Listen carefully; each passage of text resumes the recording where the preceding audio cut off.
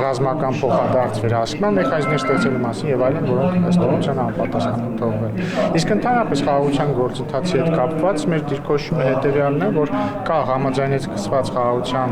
համաձայնագրի տեքստ եւ այդ տեքստը պատրաստ է ստորագրման եւ մենք պատրաստ ենք եւ առաջարկում ենք ադրբեջանական կողմին խորհրդակցություններ սկսել դրա ստորագրման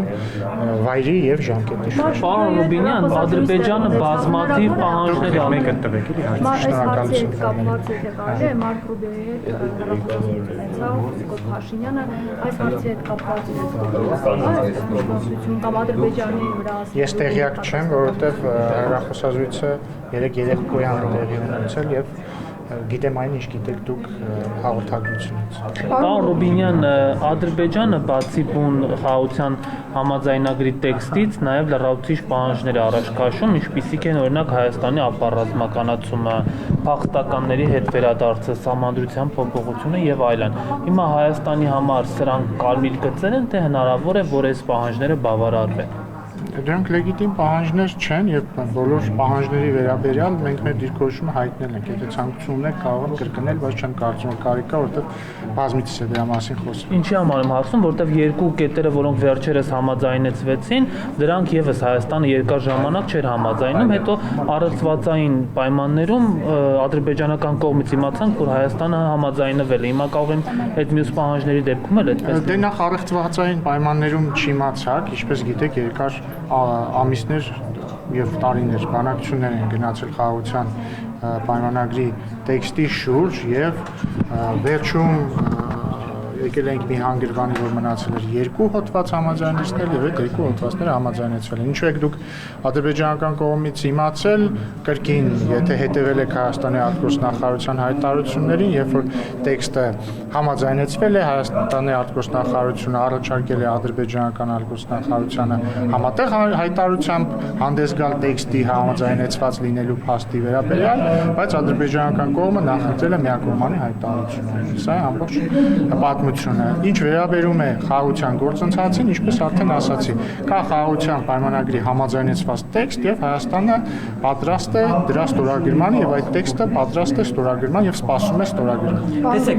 Ղազարյանը ասում է, որ ՀՊ-ի ներսում ավարտենք, միջազգայինորեն կա մի փաստաթուղթ, որ օրինակ կարա իրավական ուժ ունենա, եթե մեկ կողմի ստորագրությունն է դրած։ Ձեր հարցը համարում եմ անիմաստ, որովհետեւ ենթադրում եմ, որովհետեւ ենթադրում կողմը չի ուզում ստորագրի Նիկոլ Փաշինյանի ստորագրությունը ձեր շարժեք կունենա։ Սիրելի փայլակ, ձեր հարցը համարում եմ անիմաստ, որովհետև դուք հարցը տալուց հավանաբար ակնարկում եք, որ հայկական կողմը հայտարարել է, որ պատրաստ է միակողմանի ստորագրել պայմանագիրը, ինչը այդպես չէ եւ դա հերքվել է։ Հարցը անիմաստ։ Նիկոլ Փաշինյանը երբեք չի ասել, որ ինքը պատրաստ է միակողմանի կերպով ստորագրել պայմանագիրը։ Նիկոլ Փաշինյանը ասել է, որ կա խաղաղության պայմանագրի համաձայնեցված տեքստ եւ ինքը պատրաստ է ստորագրել ստորագրություն ինչ-որ պայմանագիր ստորագրելու համար պետք է որպեսզի կողմերը ստորագրեն այն բնականաբար։ Պարոն Ռուբինյան, երբ որ վարչապետը ասում է, որ Հայաստանի սահմանադրությունը ըստ էության ասում է, որ չենք հերքում, որ այն կունենա նաև տարածաշրջանային նշանակություն։ Կարող եք պարզաբանել ինչով է արտահայտվելու սահմանադրության տարածաշրջանային։ Վստահ չեմ, որ ուղիղ եք մեջբերում վարչապետին, բայց ցանկացած երկրի ոչ միայն սահմանադրություն ցանկացած կամ որոշ օրենսդրական ակտեր կարող են այս կամ այն կերպ ընկալվել այլ երկրների կողմից։ Ասված այդ կոնկրետ սահմանադրության մասով պետք է հարցնեք համապատասխան հանձնաժողովին, որտեղ ես չեմ Չէ, վարչապետն է ասում, այստեղ քաղաքական նաև քաղաքական քննարկման խոսակցություն չի, որ վարչապետը ասում է, որ սահմանադրության փոփոխությունը կունենա տարածաշրջանային նշանակություն։ Կրկին ես վստահ չեմ, որ դուք ուղիղ եք մեջբերում, բայց ես պիտի կրկնեմ ասածս, բայց ես պիտի չեմ վիճարկում, որ սխալ եք ասում եմ վստահ չեմ, բայց նույնիսկ եթե ճիշտ եք մեջբերում, միտքը հետևյալն է, որ տարբեր օրենսդրական ակտեր, այդ թվում սահմանադրություններ Բացի նրանից, որ ներքին բնականաբար երկրների ներքին գործն կարող են այս կամ այն ընկալումը ունենալ արտերկրում, ոչ միայն տարածաշրջանում։ Ենթադրաբար դա է նկատի ունեցել։ Պարոն Բենյամյան, նույն սահմանադրության կներես, նույն սահմանադրության հետ կապված արտգործնախարարությունը Ադրբեջանը հաջազատեն հայտարարել է, որ անհապաղ պետք է Հայաստանը փոխի սահմանադրությունը եւ Միսկի խումբը լուծարի։ Իսկ Հայաստանի արտգործնախարարությունը ինչ է հայտարարել։ Դա մեր ներքին գործ է, միշտ մենք դա լսում ենք։ Այսինքն դուք գիտեք պատասխանը,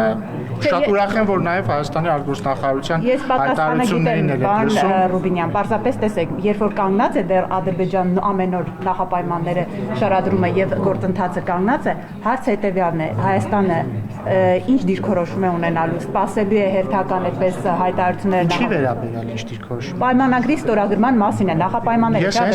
Ես հենց նոր, եթե չեմ սխալվում, 3 անգամ ասացի, որ Հայաստանի դիրքորոշումը հետեւյալն է, որ կա խաղաղության պայմանագրի համաձայնեցված տեքստ եւ Հայաստանը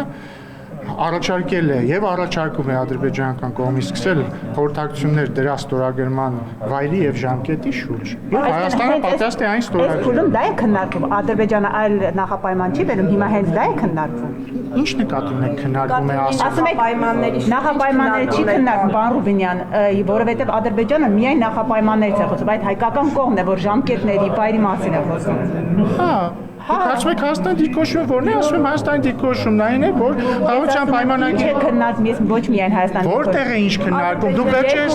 ներողություն, դուք վերջերս տեսել եք ինչ որ հաղորդագրություն, որ Հայաստանի եւ Ադրբեջանի ներկայացուցիչները ինչ որտեղ հանդիպել են կամ հեռախոսազանգի։ Դե բա եթե չգիտեք որևէ քննարկման մասին հարցը ինչի մասին։ Դե միայն հանդիպումները Սիրելիներս,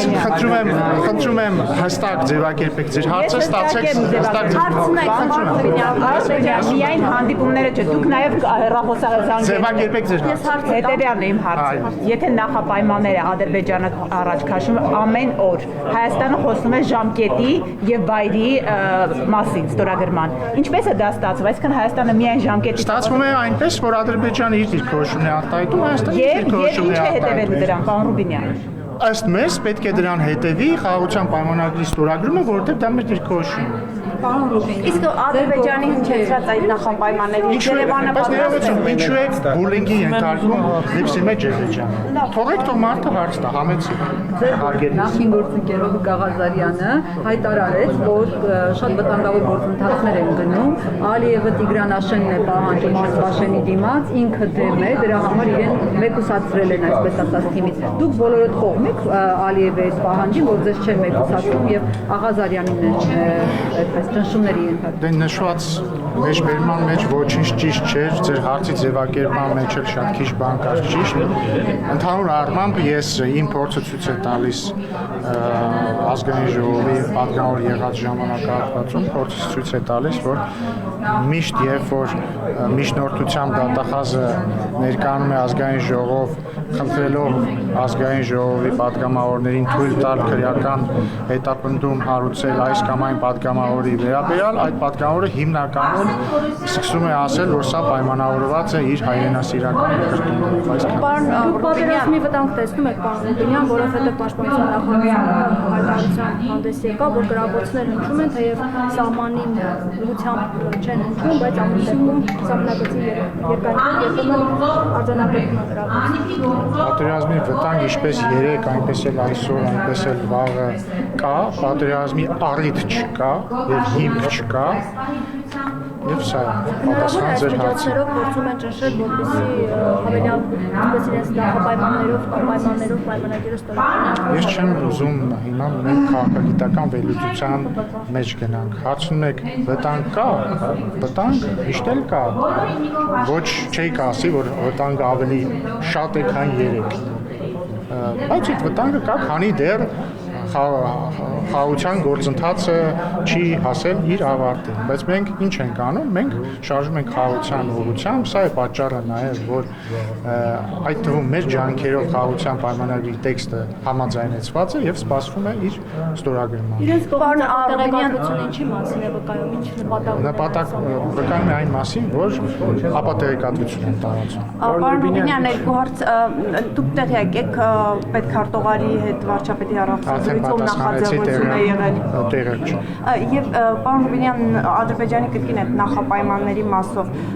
Հայաստանը պատրաստ է Ադրբեջանի այդ նախապայմանների շուրջ Բաքվի հետ քննարկումների։ Հարգելի գործընկերներ, Հայաստանը պատրաստ է նրան, ինչ առաջարկել է։ Հայաստանը առաջարկել է Ադրբեջանին սկսել խորհրդակցություններ խաղաղության պայմանագրի տեքստի ստորագրման ժամկետի եւ վայրի շուրջ։ Սա միակ օրակարգն է, որը Հայաստանը առաջ Սա այն օրակարգն է, որը մենք առաջարկում ենք Ադրբեջանին, դրա շուրջ բանակցություններ խորհրդակցություններ Չի ստացվում փակուղի այդ դեպքում, պարոն Ռուբինյան, եթե դուք խոսում եք այս մասին Ադրբեջաների։ Փակուղի չի մտնել գործընթացը։ Ես կարծում եմ, որ գործընթացը հասել է մի կետի, երբ որ այն շատ մոտ է հանգուցալուծմանը։ Ինչու է հասել այդ կետի, որովհետև մենք ունենք ստորագրված խաղաղության պայմանագիր եւ մենք առաջարկում ենք ստորագրել այդ խաղաղության պայմանագիրը։ Բայց դուք ո՞նց եք համարում հանգուցալուծմանը մոտ, եթե Ադրբեջանը Համարում եմ հանգուցալուծմանը մոտ, որովհետև մենք մի քանի տարի բանակցել ենք խաղաղության պայմանագրի տեքստի շուրջ եւ այդ տեքստը համաձայնեցրել ենք։ Հիմա մնում է այն ստորագրել։ Հիմա եթե դուք ինչ ասեմ, ես ձեր հարցի մի քիչ կոնտեքստը եւ մոտիվացիան չեմ հասկանում, որովհետեւ հիմա դուք ինձ կարող եք անընդհատ ասել, թե Ադրբեջանը քանի ապակառուցողական բան է արել կամ ասել, որպեսզի խաղաղության պայմանագիր չլինի կամ խաղաղություն չլինի։ Կարիք չկա դա ինձ ասել, որովհետեւ դա հանրահայտ է եւ հայտնի է։ Ես ուզում եմ, որ դուք լսեք եւ մեր հանրությունը լսի, թե ո՞րն է Հայաստանի Հանրապետության դիրքորոշումը։ Ես կուզեի օրինակ, որ ձեր լրագրողների հարցերի 90% լիներ նրա մասին, թե ինչ է հայտարարել Հայաստանի արտգործնախարարությունը, 10% լիներ նրա մասին, թե մի հատեք ինձ էլի։ Ռուբենյան չէ, Ռուբինյան։ Դուք կտատեք միանգամից կտրաստոկոս դրավար։ Այսինքն ես իհարկե հասկանում եմ, որ դուք արտահայտում եք այն մտահոգությունները, որ դուք էլ ունեք որպես այդ թվում քաղաքացի, բայց Հայաստան այն ինչ հայտարարում է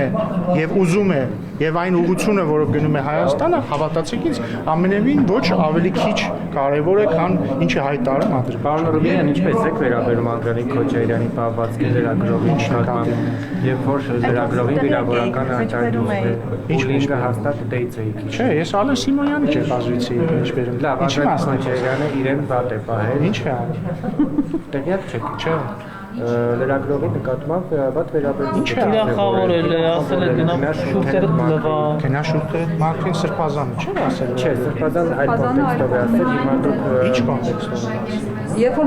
մարդու անունը հնչեցրել, իսկ այս դեպքում որևէ մարդու անունը Եվանից է Բաղդադ Սրբազանը սկսել ասել Սրբազան, պարոն Ռուբինյան, ուրիշ կերպ։ Ես եկեղեցու Սրբազանի գործողություններին այդպես ակտիվ հետևում եք ձեր թիմակցի գործողություններին, պահվածքին, հայտարարություններին չեք հետևում։ Բան